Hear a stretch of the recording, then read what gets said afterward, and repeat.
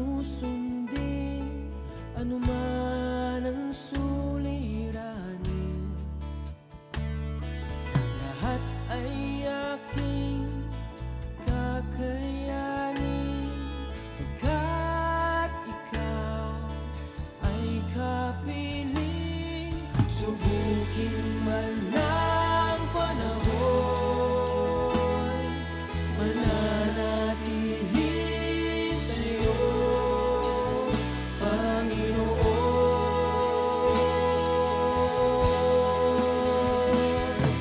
Walang alinlangang maglilingkod, walang pangambang sa'yo ay susunod. Hindi susuko at hindi hinto, patuloy lamang sa iyo, Panginoon.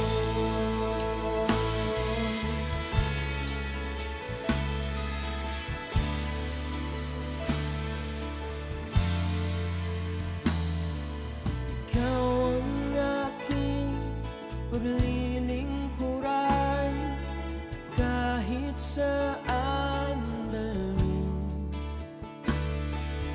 Ikaw ay lagi kong susundin anuman ang suliranin. Lahat ay aking kakayanin, pagkat ikaw ay kapiling.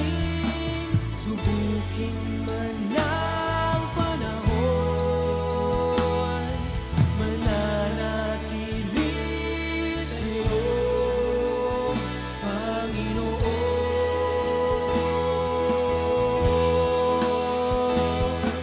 Walang alinlangang maglilingkod, walang pangambang sa'yo ay susunod, hindi susuko. Amen. Praise the Lord. Magandang gabi po sa ating lahat, sa mga kamanggagawa ko, sa uban basa ng ating Panginoon, kay Kristo Jesus, sa mga kapwa ko kapastoran, sa iglesyang ito ng Jesus Be Lifted Up Church. Magandang gabi po sa ating lahat. Naway tayo napagpala ng Panginoon at pinagpatuloy na naranasan ang abounding grace ng ating Diyos. No? Ako po ang inyong lingkod, Pastor Gab Cruzada, ng Jesus Be Lifted Up, Alaminos, Pangasinan. Samahan niyo po ako sa magiging oras na ating po pag-aaralan ang salita ng Diyos patungkol po sa ating tema sa buwan ng Enero. Ano po yung ating pong tema na God's Abounding Grace. No, bago po yon, mga kapatid, tayo po ay sama-sama munang dumulog sa trono ng Panginoon sa gabing ito. Praise God. Sige po, tayo po yumuko. Dakilang Diyos, sa pangalan ni Jesus, Panginoon, maraming salamat sa biyaya mo sa amin. Salamat po, Lord, sapagkat araw-araw mo kami, Panginoon, pinaparanas ng iyong rumaragasang mapagpalang biyaya, Panginoon, O God. Lord, sa gabing ito patuloy namin pinagkakatiwala sa iyo ang aming pong pag-aaral, O Diyos, sa iyong salita. Basbasan mo kami, Panginoon, O God, at patuloy, O Diyos, na dinadalangin ko, Lord, na ako po ay tago mo sa iyong likuran, langisan mo po ang aking labi, at ang iyong salita lamang, Panginoon, O Diyos, ay ang mapahiyag sa aming salita, sa aming kalagitnaan, Panginoon. Salamat po, Lord, patuloy ko po pinagkakatiwalang lahat. Lord, linisin mo kami, Panginoon, sa aming pong mga sala, at patuloy kami maging karapat-dapat sa iyong harapan. Holy Spirit, ikaw nga maging tagapag-aral, tagapagturo, tagapagpaalala ng lahat ng ito. At salamat po, Panginoon, ikaw ang patuloy na maitaas sa aming kalagitnaan sa pangalan ni Jesus. Amen and amen. Praise God, no? Katulad po ng ating pinag-aaralan, no, ng ating pong serye, no? May dalawang verse po tayo na ating pong tinatakel, no? At sa gabing ito, ang pag-uusapan po natin ay yung pong sinabi po dito ni Apostol Pablo. Dito po sinabi ni Apostol Pablo sa 1 Corinthians chapter 15, verse 10, no? Sabi niya ganon, by the grace of God, sabi niya, I am what I am, and His grace towards me, not in vain, but I labored more abundantly than they all. Yet not I, but the grace of God, which was with me. Amen. Praise God. No? Napakabiyaya po itong salita na to, na kung saan po ay binabanggit po ni Apostol Pablo sa atin, na dapat lamang na katulad po nito, sabi niya, sa biyaya ng Panginoon. Buksan naman po natin itong 1 Corinthians chapter 5 verse 17, mga kapatid. No? Sinasabi po rito na tayo daw po, ay nakaranas ng biyaya ng Panginoon. Kaya naman, alam niyo po, pag ang tao po ay nakakaranas ng biyaya ng Panginoon, dapat po nakikita. Ano po? No? Kaya nga po, ang taon na to ay taon ng pagbuhos ng rumaragasang pagpapala ng Diyos sa bawat isa. Ano po? Maranasan natin ang salita ng Panginoon, maranasan natin ang pagpapala ng Panginoon, maranasan natin ang presensya ng Diyos. Okay? So, sa pagkakataong ito, mga kapatid, ay buksan po natin, yung pong sinabi ni Apostol Pablo dito po sa aklat po ng unang Timoteo. 1 Timothy chapter 1, beginning verse 12 up to verse 17. No? 1 Timothy chapter 1, beginning verse 12 up to 17. Ayan. So, sabi niya sa NET version po, sabi ni Apostol Pablo, mapapansin niyo po dito, mga kapatid, sabi ni Apostol Pablo, I am grateful to the one who has strengthened me, Christ Jesus our Lord, because He considered me faithful in putting me into ministry, even though I was formerly a blasphemer and a persecutor and an arrogant man. But I was treated with mercy because I acted ignorantly in unbelief, and our Lord's grace was abundant. Pansinin niyo po, bringing faith and love in Christ Jesus. This saying is trustworthy and deserves full acceptance. So, buong-buo mo pong tatanggapin. Katulad ng sinabi niya, Christ Jesus came into the world to save sinners. And I am the worst of them. Sabi ni Apostol Pablo, ako yung pinakamalala, ako yung kumbaga po sa panahon natin yung word, ako na yung pinakamalupit sa masama sabi niya. No? And I am the worst of them, but here is why I was treated with mercy, so that in me as the worst, Christ Jesus could demonstrate His atmosphere. No, yung kanyang patience pala, as an example for those who are going to believe in Him for eternal life. Now, the eternal King, immortal, invisible, the God, be honor and glory forever and ever. Amen. Praise God. Now, makikita nyo rito, mga kapatid, yung pong pagsasalita ni Apostol Pablo patungkol po sa abounding grace na kanya pong naranasan sa Diyos. Yung pong grasya ng Panginoon na sinasabi nga pong naranasan ni Apostol Pablo sa ating Panginoon. Sabi niya, I am grateful to the one who has strengthened me. Sa mga kapatid, ito pong ilang verse na ito, ay pag-usapan po natin dahil po dito sa sinasabi ni Apostol Pablo, nakita po dito, ito po yung isang pagtetestimony ni Apostle Paul about what happened to him, when he accepted, when Jesus called him to be his disciple, to be his apostle directly, during yung entrance po, yung sa kanyang pagpasok po doon sa lugar po ng Damascus, when God called Paul, during the time he was Saul, the number one persecutioner of the Christian during the time, and talaga pong sabi nga siya yung pinakamasama sa lahat. Kaya nga po dito ipinapatotoo niya, yung pong God's abounding grace na kanyang naranasan. And do you believe, mga kapatid, kung tinanggap mo si Kristo, or kung ikaw, mga kapatid, bago ka pa lang nakikinig o nanonood ng programang ito, kapatid, dito mo mararanasan. Kailangan, pag ito po, bawat mananampalataya o yung bago pa lang mananampalataya, kailangan yung maranasan ito, kailangan makita sa atin ito, na yung pong nag-uumapaw na biyaya ng Diyos sa atin ay nararanasan mo. Amen? Katulad po ni Apostol Pablo. So, patuloy po tayo. No? Si Apostle Paul, mga kapatid, no, makikita natin dito, he was then testifying what happened to him. No? During the time na on the first na siya po ay tinawag ng Panginoon, and the transformation and the preaching of the gospel along the way, makikita natin dito, no? Ito pong ilang verses na ito talaga pong nakapaloob na dito. Okay? So pag-usapan natin sa gabing ito yung pong abounding grace pa rin po, no? Pero yun po yung mark of God's abounding grace in a believer's life, sa buhay po ng mananampalataya. Okay? O, paano natin makikita kung itong mananampalataya na ito ay nakakaranas ng bumubuhos o talagang nag-uumapaw na biyaya ng Diyos, no? Talaga pong nararanasan niya. O, dito natin makikita, no? Now, sabi nga po, no, lahat po tayo ay tumanggap ng biyaya ng Diyos, hindi lamang po sa kaligtasan, no? Every one of us received the grace not only for salvation, but for many other things.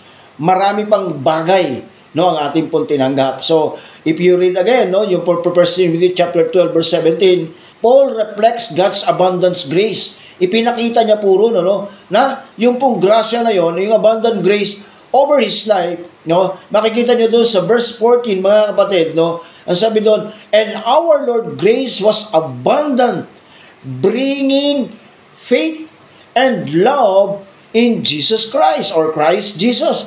When Paul says the word abundantly, take note, mga kapatid, kung ikaw ay nagre-read, nagsusulat dyan, nagte-take note, no, Paul says the word abundantly, it actually means super abundantly.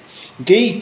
So, sinabi niyang abundantly, pero actually po, it means a super abundantly or an exceeding amount. Mas talagang, yung ina-expect mong abundantly, mas grabe pa. Paul added the Greek prefix, yung pong hopper or hopper, ano, yung iba pong pagkakabanggit. Sa Greek word po, yung hopper or hopper, ang ibig sabihin, to intensify the word abundant or pleonazo. No? The prefix hopper has made its way into the English language. It is used to hyperactive children or hypertensive people. So, ibig sabihin, no, yung pong grasya ng Panginoon, hindi lang siya abundantly, kundi super abundant, no? Hyperactive. Ibig sabihin po, talaga pong gumagalaw, kumikilos sa'yo. Dapat, okay? So, this is how Paul, no, explain the abounding grace of God na kanya pong naranasan. And do you believe na you can also experience this kind of abounding grace? Do you believe na kaya mo ring maranasan ito, kapatid? No? Ngayon, ang tanong, ano nga ba yung mark of the abounding grace ng Diyos o mark of God's abounding grace? Alright? Okay? Number 1, if you are taking note, nako, wag mong mamiss ito. Anyway, message mo na lang kapag ako namin na-meet ka. Okay? Number 1, God's abounding grace calls and equip us to serve God. Okay? So, eto, mga kapatid. Sabi niya po sa verse 12, I am grateful to the one who has strengthened me, Christ Jesus our Lord. May kama po siya, no? Then kama ulit, because He considered me, so nag-past tense na po, faithful in putting me into ministry. So, church, if you are a church leader today, if you are a pastor, if you are a ministry head, if you are holding a ministry into your church, and even if you are in other church na nakikinig ka ngayon, ikaw ito eh. Pero sabi nga ganun, sabi niya, I am grateful to the one who has strengthened me. So, ibig sabihin, mga kapatid, ang God's abounding grace, kasama po yung pagtawag sa iyo ng Diyos at ikaw ay i-equip niya, i-empower ka ng Panginoon. Kaya sabi niya, I am so grateful to the one who has strengthened me, Christ Jesus our Lord, because He considered me faithful. He considered me faithful in putting me into ministry. Church, alam mo, kung ikaw nga, sinasabi ko kung ikaw ay pastor ngayon, kung ikaw ay church ministry head, kung ano man yung ginagalawan mo, God put you in that ministry because God know you are faithful. So, dapat, kaya ka nilagay ng Panginoon dyan, pangatawanan mong faithful ka. Ano? Pag faithful, kahit walang nakakakita, ginagawa yung trabaho. Amen po ba? Okay? So, sabi ni Paul, I am grateful. Wow, ganda ng ginamit ni Paul dito. I am grateful to the one who has strengthened me. Actually po sa ibang version po, ibang word po yung sa iba't iba kasi ang ating pong mga translation ng Bible natin. So, minsan naiiba po yung ating pong pagkakabasa doon po sa sinasabi ng Bible. Dito po sa New King James Version po. And I think Christ Jesus our Lord who has enabled me because He counted me faithful, putting me into the ministry. O God is faithful.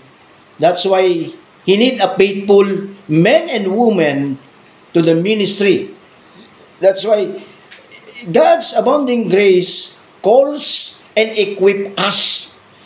So kung nasa iyo yung grasya ng Panginoon, kapatid, huwag kang matakot kung ano man yung hinahawakan mong ministry. Alam niyo, sa totoo lang, wala naman pong hindi tinawag sa loob ng church eh. Wala pong sitting ministry, attending ministry, no. Lahat po tayo may ministry. Alam niyo po kung ano yung ministry natin? Yung pong Great Commission ng Panginoon. Preach the gospel o yung proclaiming the gospel of the kingdom. Di ba po? Yung Matthew chapter 28 verse 19 to 20 and Mark chapter 15, verse 15 to 18, binanggit ng Panginoon yun, proclaiming the gospel of the kingdom. So ito po lahat po tayo. Kaya yung abounding grace ng Panginoon, pinalakas ka na ng Diyos, tinawag ka ng Diyos, kaya huwag kang matakot. To serve, kanina po? To serve God. Amen po ba? So makikita natin dito, yung pong pag-considered ni Pablo. When Paul considered God's amazing grace, when Paul considered God's amazing grace, he recognized how God called and equipped him. So talagang nirecognize siya kung paano siya tinawag ng Panginoon, paano siya in-equip ng Panginoon, kung paano siya tinawag ng Diyos. Doon sa ministry na yun, Paul was appointed to serve as an apostle. Sipin niyo po, pagkatawag sa kanya ng Panginoon, apostle agad siya. Hindi katulad ng yung original na 12 apostol, ay dumaan pa sa dinisciple pa ng ating Panginoon. Siya hindi, directly, direct hire siya. Paul was appointed to service as an apostle. When he say, sabi pa nga po doon, that he was strengthened, nung sinabi niyang siya pinalakas ng Diyos, it can also be translated that him was made equal to the task. So, ginawa siyang karapat-dapat doon sa gawain na yon. Amen? So, kaya ka tinawag ng Panginoon at binigay sa iyo ng Diyos ang gawain na yan dahil po yung abounding grace ng Panginoon, alam ng Diyos, at ikaw ay ginawa ng Panginoon na karapat-dapat kasi alam ng Diyos yan. You are faithful.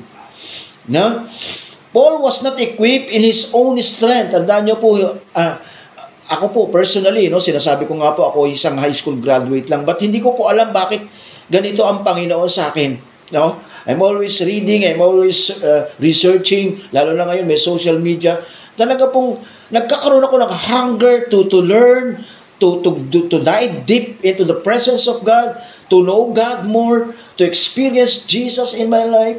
And alam niyo po yun, yung hindi lang basta sa karunungan mo. Yes, of course, meron tayong wisdom na binigay ang Panginoon.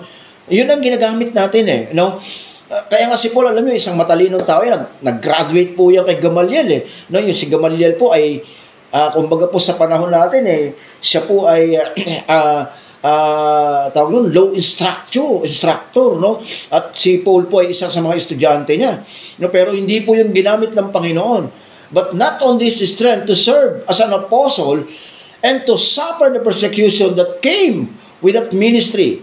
God made him equal. O kaya kahit na may persecution, God will make you equal to the task. And this is true for us well, tayo pong lahat, in whatever way God has called us to serve, He make us equal to the task. Hello? Andiyan ka pa? In whatever way God has called us to serve, He make us equal to task. Kaya alam niyo sa church, pag naatasan ka ng pastor, naatasan ka ng leaders mo, gawin mo to, huwag ka matakot kasi God will make you able equal to the task. Amen. No? Anong sikreto? Remain faithful to God. Amen. Tandaan niyo po yan, ha? Number 1, God's abounding grace calls and equip us to serve God. Amen? So, sabi nga niya doon, sa Jeremiah po, no, sa Jeremiah, sinabi po yun, nung si Jeremiah po ay tinawag ng Panginoon, no, ayaw ni Jeremiah, di ba? Sabi niya, I really don't know how to speak well, di ba? Bata pa ako hindi ko alam yan hindi ka ako marunong magsalita Pero ano po sabi ng Panginoon niya sa kanya, no, do not say I am too young. Huwag mong sabihing bata ka pa, but go to whoever I send you and say whatever I tell you. Do not be afraid, sabi niya kay Jeremiah. Do not be afraid of those whom I send you, for I will be with you to protect you, says the Lord. Grabe kapatid, pag nilagay ka ng Panginoon dyan at pinatala ka ng Panginoon sa ibang lugar, God will protect you. Do not be on fear. Huwag ka matakot. Just go on. No, gawin mo lang yung pinapagawa ng Panginoon kasi God will enable you to the task. That is the abounding grace of God. Amen? That's the abounding grace of God, mga kapatid. No? Kaya, huwag tayong matakot. No? Katulad po ni Apostol Pablo. No? Katulad ni Jeremiah, no? Sabi sa kanya, I will most assuredly give you the word. Who you are to speak for me, know for certain that hereby give you the authority to announce to the nation and kingdom that they will be uprooted and torn down. Kaya alam niyo mga kapatid, huwag kayo matakot na mangaral na salita ng Diyos kahit sa lansangan. Ano po? Huwag po kayo matakot. I-share ang gospel ng Panginoon. No, ang sabi nga dito, sabihin mo sa mga tao, sa bayan, sa kaharian, no, that they will be uprooted and torn down, destroyed and demolished, rebuilt and firmly planted. Grabe mga kapatid, lalo na sa panahon ngayon. Tignan niyo po yung nangyari, yung trending, kung ano-ano na po nangyari.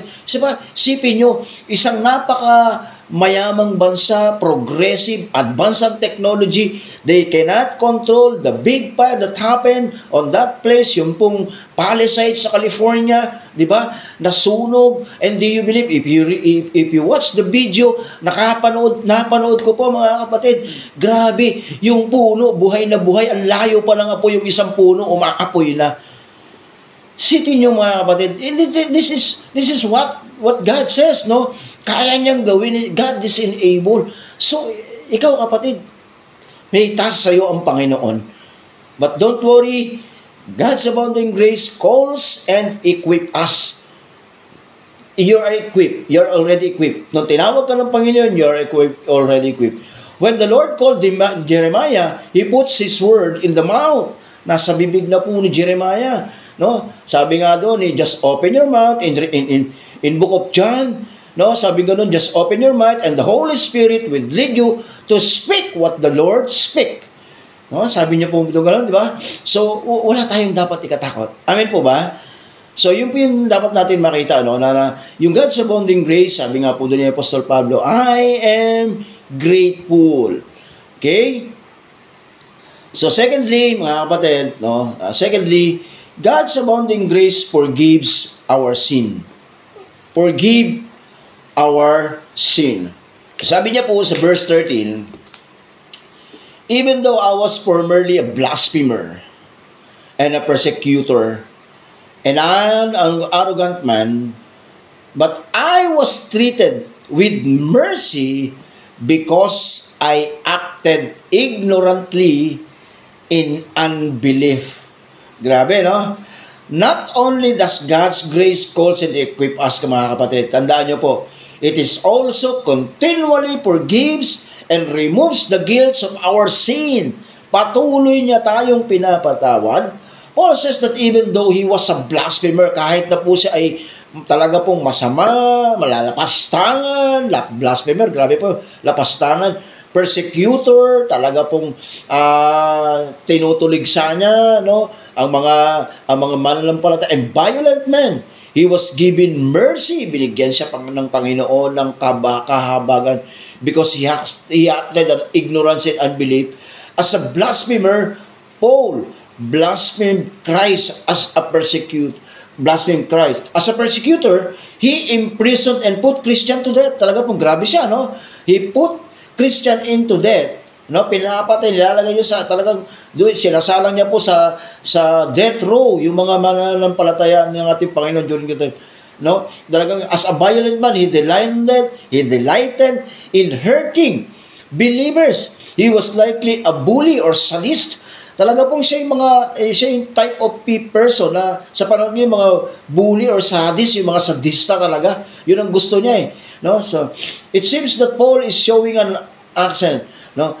Is showing an scale of wickedness in the three words of blasphemer, persecutor, and insolent. No, nakita niyo po, it goes for speaking word only to hurting people and then to enjoying it.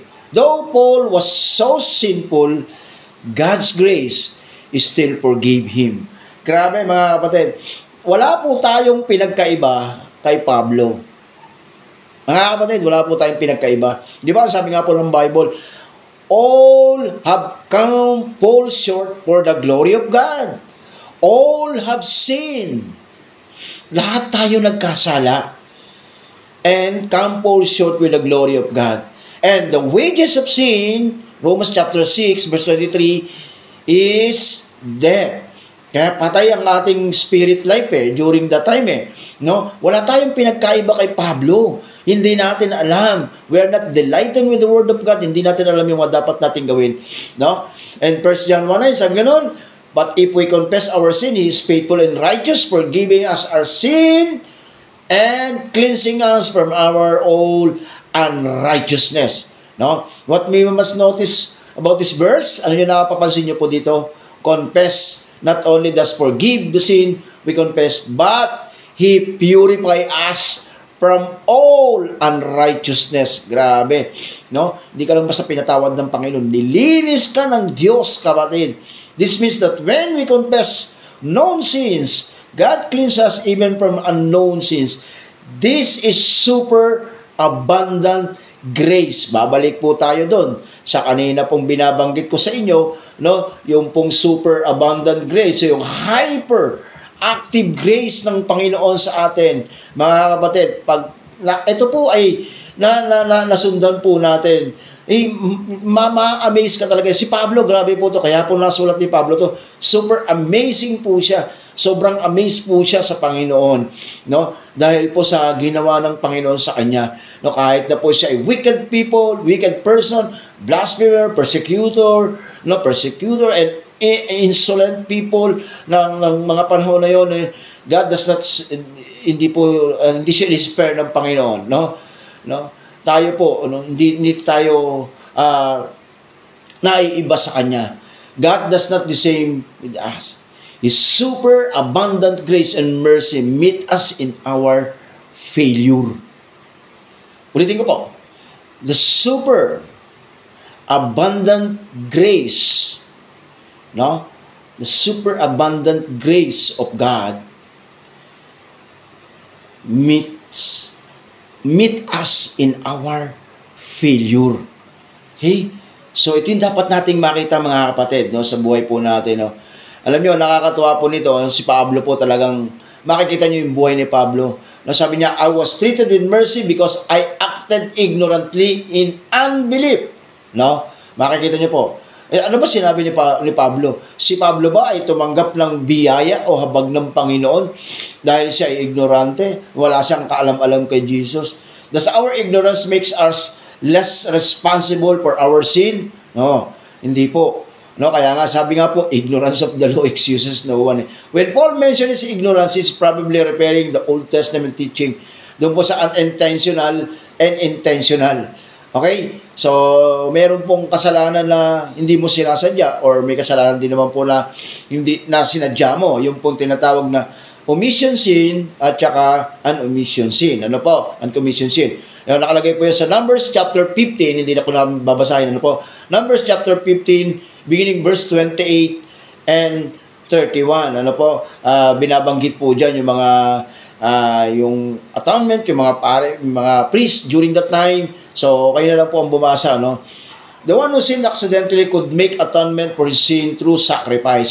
Basahin niyo po yan. Yung pong sa Numbers na yan. At makikita niyo po, no, meron po sa lumang tipan na ganun po, no, making sacrifice. At yun po yung binabanggit ni Apostol Pablo na sinasabi niya. But in Hebrew chapter 4, chapter 6, beginning verse 4 and 6, no, for if we deliberately keep on sinning after receiving the knowledge of the truth, no further sacrifice for sin is left for us, but only on a certain fearful expectation of judgment and fury of fire that will consume God's enemy. Kaya pag nagpatuloy tayo ng paggawa ng kasalanan, andyan yung grasya ng Panginoon, pero nagpapatuloy ka pa rin sa kasalanan, sabi nga ni Apostol Pablo, sabi nga ng writer ng Hebrew, wala lang nag-aabang sa'yo kundi ang naglalagablab na apoy. Ano po? Bakit? Sabi po ni Apostol Pablo sa Romans chapter 6, verse 1, sabi niya, tayo ba'y magpapatuloy pa sa paggawa ng kasalanan? Sabi niya sa verse 2, hindi, sapagkat tayo'y patay na sa kasalanan. Patay na tayo. So, hindi na tayo dapat nagpapatuloy. Yung abounding grace ng Panginoon, mga kapatid, hindi po yung ginagawang lisensya para tayo magkasala na magkasala. Yan sabi niya dito, no? Dito po ay hindi ito yung magiging dahilan, no? Para tayo po ay makakagawa pa. Ano, kasi nga po, pagka ginawa mo yan, wala na, no? Talaga pong aabangan ka na doon po sa lumalagablab na apoy. Amen? So, makikita natin dito, mga kapatid, no? Dito po sa God's amazing grace na ito, talaga naman pong pinatawad tayo ng Diyos sa kasalanan na natin, no? Kaya, sabi ni Prophet Isaiah, sa Isaiah chapter 6 verse 10, sabi niya, no, make the hearts, sabi ng Panginoon sa kanya, make the hearts of these people callous, make their ears deaf, and their eyes blind, otherwise they might see with their eyes and hear the ears, and their ears, their hearts might understand, they might repent, and be healed. Ito niyo po. So, doon pa lang sa lumang tipan, makikita niyo po talaga pong pinapakita na kasi nga po yung God's amazing grace, yung God's abounding grace, mga kapatid, no? Kaya dito po, no, mayroon pong isang sinasabi ang Panginoon sa atin, no? At ito po yung tayo po ay pinatawad na sa ating biyaya ng Panginoon, our sin was then forgiven. But remember, yung pong pagpapatawad ng Diyos sa iyo ay huwag mong gawing lisensya o yung grasya para magpatuloy pa sa paggawa ng kasalanan. Amen. And number 3, mga kapatid, God's abounding grace changed our heart. Okay? So kung sinasabi mong nararanasan mo yung God's abounding grace ng Panginoon, dapat binago na lang Diyos ang iyong puso. Sabi ni Apostol Pablo sa verse 14, and our Lord's grace was abundant, bringing faith and love in Christ Jesus. So, binago na yung puso mo. Pinalitan na ng pag-ibig ng Diyos. Nagdala na siya ng pananampalataya at pag-ibig kay Kristo Jesus. Amen? So, the God's superabundant grace was not only called, equip, and forgive Paul, but also radically changed. May pagbabago. His heart, he mentioned two other blessings that came from God's grace, faith and love, mga kapatid. No, sabi nga po doon, yung pag-ibig at saka yung pananampalataya. This is also true for all believers, mga kapatid. So, hindi natin to dapat na pinalalampas. Mga kapatid, yung pong pagbabago sa puso natin, dapat yan nakikita. Kung nag-uumapaw ang grasya ng Panginoon sa buhay mo, kung dating magagalitin ka, kung dating madali kang mapikon, kung dating madali kang mainis, dapat nabago na yan. Kasi sabi nga po, God's abounding grace change our heart. Amen? Kung dati lagi kang nandun sa galawan ng mundong ito, dahil binago ka na ng Panginoon, alam mo na sinabi ng Diyos sa pamamagitan ni Apostol Pablo, na do not be conformed in this world by renewing your mind. Amen? Bago na, wala ka na sa mundong ito. So, you're not going into the trending of this world, but you are going to the Word of God. Amen? Sa mundo ng Diyos at sa salita ng Diyos, doon ka pupunta. Hindi ka sa mundo. Kasi binago ka na ng Panginoon. Di ba, nang sabi po ng 2 Corinthians chapter 5, verse 17, if anyone is in Christ, he is a new creation. The old has gone, and the new has come. Ang nakakalungkot, mga kapatid, sorry po kung meron pong bato-bato sa langit, tamaan ay sapul. Sorry po, pero marami po akong nakikita mga Kristiyano ngayon, sa social media, nagpo-post ng galit, nagpo-post ng inis. Alam niyo ba yung babalik-taktakan yung mga kaibigan na may mga sama siya ng loob. Tapos, kung ano-ano pa yung ipopost, no? Alam mo, nakakalungkot Bakit? Wala sa iyo yung grasya ng Panginoon pagka ganun Wala sa iyo yung hindi na bago yung puso mo. Unang-una, dapat mabago ang puso natin. Amen? No? God's abundant grace change our heart. Amen? Binago ka na ng Panginoon, hindi na ikaw yung dating ikaw.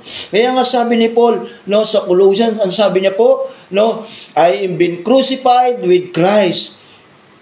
I am no longer live, but Christ liveth in me. Si Jesus, si Kristo na ang nabubuhay sa akin. Kaya nga, ibinilagay ng Panginoon yung hope, yung love sa puso natin. Dahil yun yung si Jesus Yung hope, yung faith and love. Si Jesus yung love. Si Jesus din yung faith. Si Jesus yung salvation. Nandyan sa'yo. Pero bakit lumalabas pa? Amen. So hindi ibig sabihin wala ka, yung abounding grace wala Pag lumalabas pa yung ikaw. Lalo na ang social media ngayon, be careful mga kapatid. Na marunong din magbasa ng mga messages, marunong din mag-open ng IG, ng Twitter, ng Facebook, ang demonyo. At pag nakita yan, tuwan-tuwa. Sabi ng demonyo, kakampi ko to. Amen po ba? Sorry po sa mga tinamaan. Bago-bago na po tayo, change our heart. Amen po ba? So, it's true, for each of us, na sabi nga po doon sa 2 Corinthians chapter 2 verse 14, the unbelievers that receive the things of the Spirit of God, for they are foolishness to him and cannot understand them, because they are spiritually discerned before salvation. We were all unbelievers at one time, consumed with ourselves and blinded to heavenly realities. However, God, through His grace, sent the Holy Spirit to capture and make us so we could see and respond to Christ. God love His faith on us, but not just faith for salvation, faith to follow Him daily.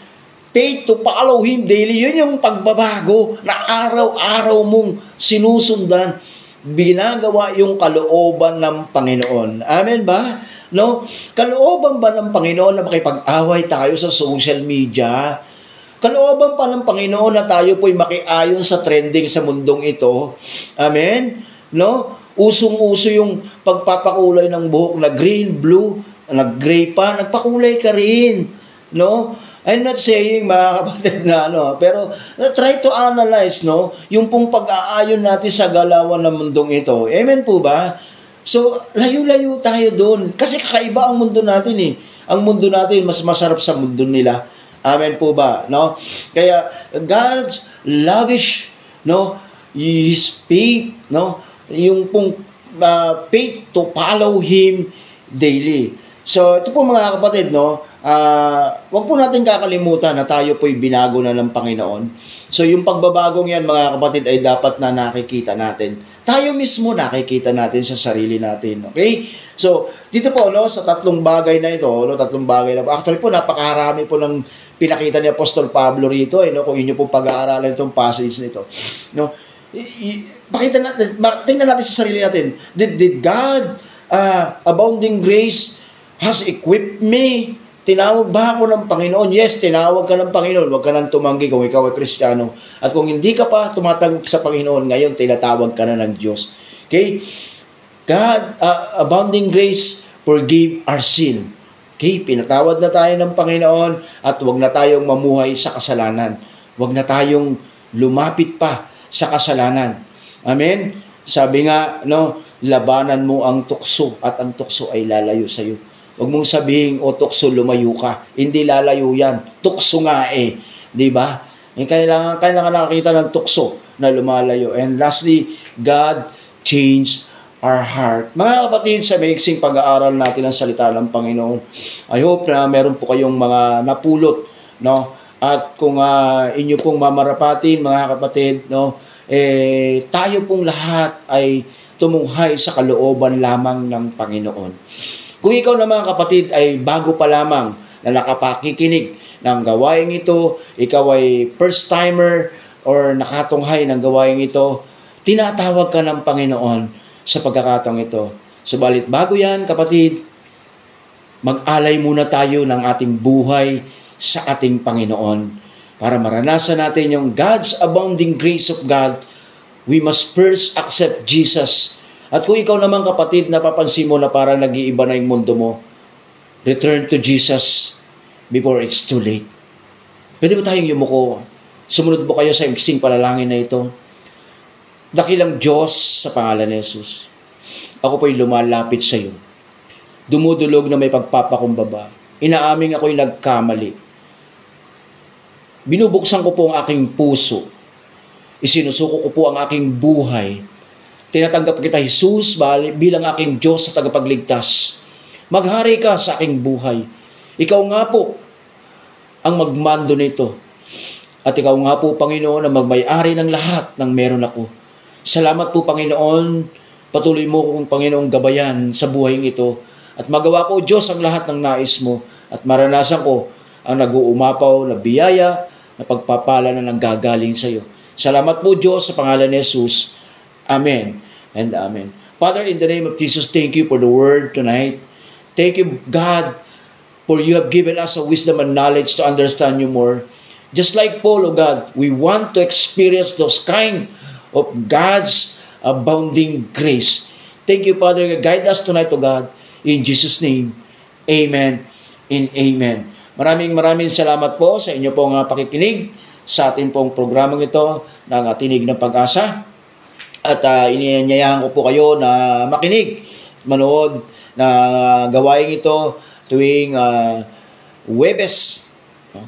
ng linggo sa ganap na alas 8 ng gabi.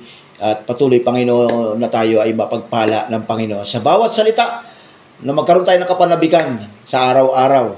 Amen? Maraming salamat po. Ito po ang inyong lingkod, Pastor Gab Cruzada ng Jesus Believed Alaminos, Pangasinan, na bumabati sa inyo na magandang araw sa ating lahat. God bless us all. Thank you very much. Lilingkuran kahit saan dalhin, ikaw ay lagi kung susundin, anuman ang suliranin.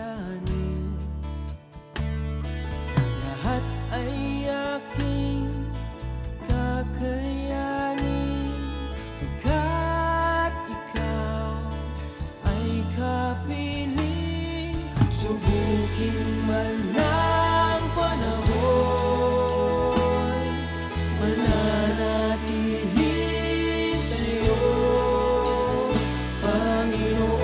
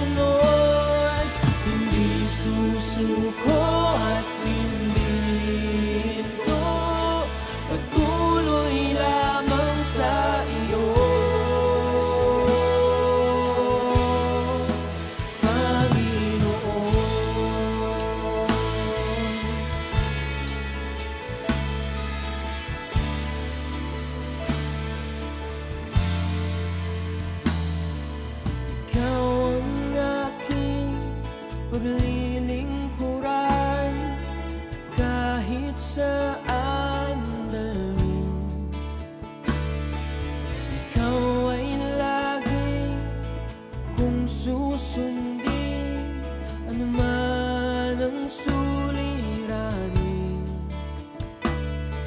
Lahat ay aking kakayanin, pagkat ikaw ay kapiling. Subukin man